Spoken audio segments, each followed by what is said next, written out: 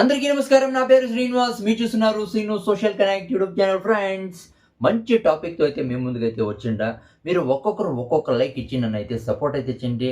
ఇంకా మంచి మంచి వీడియోస్ అయితే చేస్తా. దయచేసి నన్ను సపోర్ట్ అయితే చేయండి. ఇక లేట్ చేయకుండా టాపిక్ లాగా అయితే వెళ్ళిపోదాం. రవితేజ కెరీర్ గ్రాఫ్ దారుణంగా పడిపోవడానికి రీజన్స్ ఏమి, కారణాలు ఏమి? ఒక టైంలో రవితేజ పేరంటే ఒక సంచలనం, ఒక మాస్ హీరో. రవితేజ్ సినిమా అంటే అసలు థియేటర్ల ముందు విపరీతమైన జనం, అవును కదా, విపరీతమైన సినిమా ఆడియన్స్ అయితే ఉండింది. కానీ ఇప్పుడు రవితేజ్ సినిమా అంటే ఏంది లేరా రవితేజ్ సినిమా చూసేది, రవితేజ్ సినిమా చూసేది వద్దు అని ఫిక్స్ అయితే అయిపోయినారు.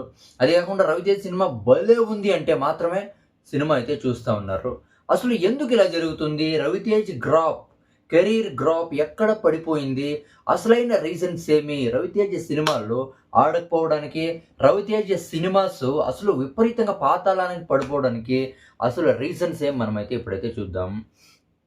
రవితేజ కెరీర్ స్టార్ట్ అయింది అసిస్టెంట్ డైరెక్టర్గా, సైడ్ యాక్టర్గా, అవునా కదా. అదైపోయి ఇంకా ఇట్లు సుబ్రహ్మణ్య అదే సినిమాలు వచ్చినాయి కదా, కొన్ని సినిమాలతో మంచి ఊపు అయితే ఎందుకుంటాడు. దాని తర్వాత ఇడియట్ సినిమా నుంచి సోలో హీరోగా అయితే స్టార్ట్ చేస్తాడు. ఇడియట్ సినిమా, అమ్మ నన్ను, తమిళమ్మాయి, తర్వాత కృష్ణ, మిరపకాయ్, విక్రమార్కుడు, ఈ సినిమాలు చూసి విపరీతంగా పిచ్చెక్కిపోతుంది సినిమా ఆడియన్స్కి. అంటే ప్రతి సంవత్సరం ఒక హిట్ ఇస్తూ వస్తూ ఉన్నాడు రవితేజ్. ప్రతి సినిమా ఒక హిట్, ప్రతి సంవత్సరం ఒక హిట్తో దూసుకొని పోతూ ఉన్నాడు. అసలు జూనియర్ ఎన్టీఆర్, మహేష్ బాబు, పవన్ కళ్యాణ్ ఇట్లా స్టార్ హీరోస్కే పైపోటీ ఇచ్చినాడు ఒక టైంలో, అవునా కదా. కానీ ఏ సినిమాతో కెరీర్ గ్రాఫ్ పడిపోయిందో మనం చూద్దాం. అంటే ఏ సినిమాతో రవితేజ్ కెరీర్ డ్రాప్ అయిపోయిందంటే అది రాజాది గ్రేట్ సినిమాతో. రాజాది గ్రేట్ సినిమా అనిల్ రావుపూడి డైరెక్షన్లో తీస్తాడు. సినిమా అయితే బ్లాక్ బస్టర్ హిట్, అవునా కదా. రవితేజు ఈ బ్లాక్ బస్టర్ హిట్ గుడ్డివాడిగా అయితే నటించినాడు, బ్లాక్ బస్టర్ హిట్ అయితే కొట్టినాడు. ఈ సినిమాకి విపరీతమైన హార్డ్ వర్క్ అయితే చేసినాడు రవితేజ్, లెక్కలేనంత హార్డ్ వర్క్ అయితే చేసినాడు. కానీ ఏమైందంటే ఆ నెక్స్ట్ సినిమా రాజాది గ్రేట్ సినిమా తరువాత ప్రతి సినిమాలో మీరు నీట్గా గమనించండి, గుడ్డివాడిగా యాక్టింగ్ చేసినట్టుంది. రాజాది గ్రేట్ సినిమాలో సరిపోయింది, అక్కడ గుడ్డివాడు కాబట్టి గుడ్డివాడుగా యాక్టింగ్ చేసినాడు. కానీ రాజాది గ్రేట్ సినిమాల తర్వాత ఆ సినిమాల్లో కూడా రవితేజ గుడ్డివాడేమో అని అనిపిస్తుంది. మీరు నీట్గా గమనించండి. అలా అయితే ఆడియన్స్కి అయితే అనిపించింది. అది ఒక మైనస్ పాయింట్ అయితే అయిపోయింది. ఆ సినిమాలో విపరీతమైన హార్డ్ వర్క్ చేసినాడు కాబట్టి తర్వాత వచ్చిన సినిమాల్లో కూడా గుడ్డివాడు తరాన్ని కనిపిస్తాడు రవితేజ్. మీరు నీట్గా గమనించండి, ఇదొక పాయింట్.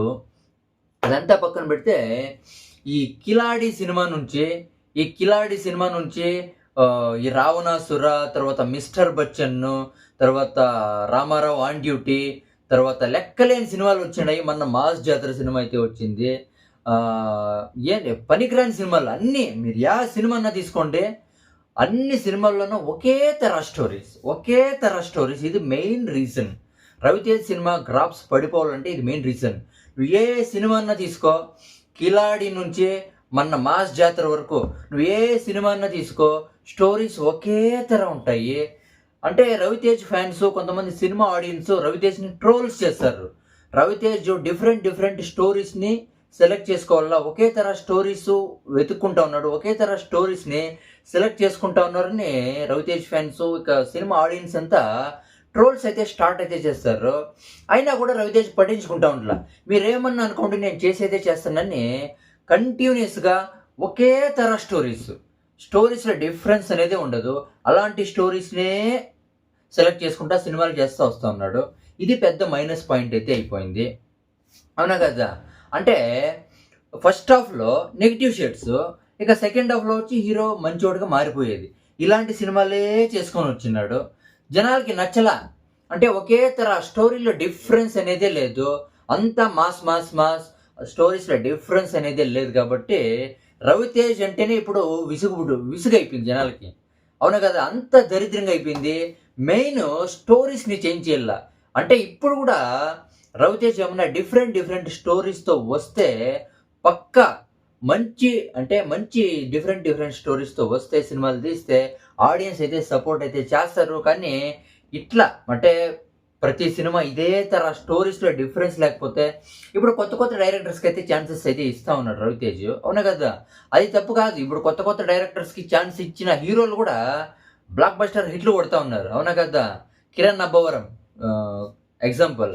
కానీ రవితేజ్ మాత్రం కొత్త డైరెక్టర్స్ ఛాన్స్ ఇస్తాడు. కానీ రొటీన్ స్టోరీస్ ఎక్కడ చూసినా రొటీన్ స్టోరీసే పెద్ద తలకాయ నొప్పి. ఇదే పెద్ద మైనస్. అవునా కదా! ఈ కొత్త స్టోరీస్‌ని వెతుక్కోవాలా. అప్పుడే మంచి ట్రాక్‌లోకి అయితే వస్తాడు. కానీ ఇదే స్టోరీస్‌తో అయితే అసలు రవితేజ్ సినిమా ఎవరు చూడరనే చెప్పొచ్చు. అవునా కదా! మొన్న 'మాస్ జాతర' సినిమా అది బాగుందంట సినిమా. బాగున్నా కూడా నెగెటివ్ రివ్యూస్ వచ్చినాయి కాబట్టి ఆ సినిమాని కూడా ఎవరు చూస్తా ఉండలా. అంటే ఫస్ట్ డే 3 కోట్లేమో వచ్చినాయంట 'మాస్ జాతర' సినిమాకి. దానికన్నా ముందు 'మిస్టర్ బచ్చన్‌కి' హరీష్ శంకర్ డైరెక్షన్‌లో వచ్చిన సినిమాకి దానికి 5 కోట్లేమో వచ్చినాయంట. ఆ సినిమా కన్నా దీనికి ఇంకా తక్కువైతే వచ్చినాయి. ఇప్పుడు రవితేజ్ ఫ్యాన్స్ కోరుకుంటూ ఉండేదేమంటే రవితేజ్ నుంచి డిఫరెంట్ స్టోరీస్ రావాలని కోరుకుంటా ఉన్నారు. ఇదే రవితేజ్ కెరీర్ గ్రాఫ్ దారుణంగా పడిపోవడానికి, పాతాళానికి పడిపోవడానికి main reasons routine stories. Ravi Teja fans, cinema audience చెప్పినా కూడా రవితేజ్ వింటా ఉండలా. చేసిందే చేస్తా ఉన్నాడు.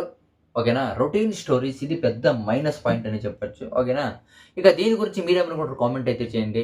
నా వీడియో కరెక్ట్‌గా ఉందా లేదా? నా ఎక్స్‌ప్లనేషన్ ఏమన్నా నచ్చితే ఒక లైక్ ఇచ్చి సపోర్ట్ అయితే చేయండి. బై.